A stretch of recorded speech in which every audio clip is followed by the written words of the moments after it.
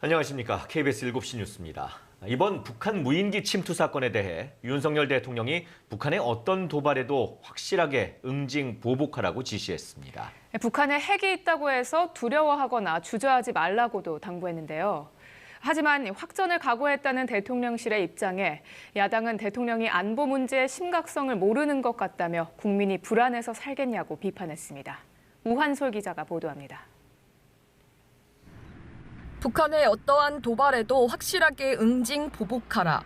북한 무인기 도발에 윤석열 대통령이 참모들에게 지시를 내렸습니다. 응징과 보복이 도발을 억제할 수 있는 가장 강력한 수단이라고도 했습니다. 북한에 핵이 있다 해서 두려워하거나 주저해서는 안 될 것이라고 대통령은 강조했습니다. 북핵까지 언급하며 대응 수위를 끌어올린 건데 윤 대통령은 거듭 상응 조치를 강조해왔습니다. 그제 오전 북한 무인기 한 대가 처음 내려왔을 때 우리는 2세대를 올려보내고 필요하면 격추도 하라는 지시를 했다고 대통령실은 밝혔습니다. 확전을 각오하고 상응 조치를 지시했다는 겁니다.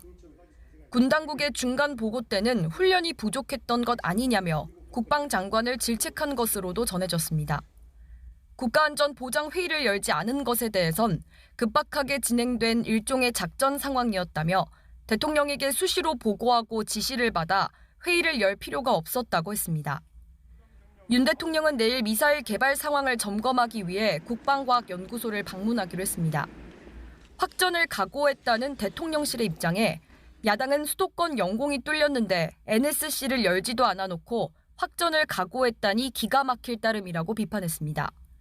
남북이 서로 무인기를 휴전선 너머로 보내는 일촉즉발의 위기 상황이었다며 불안해서 살겠냐고도 했습니다.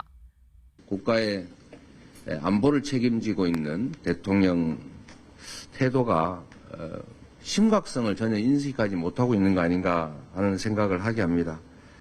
아울러 북한을 향해선 9.19 군사합의 위반을 강력히 규탄하고 엄중히 경고한다고 했습니다. KBS 뉴스 우한솔입니다.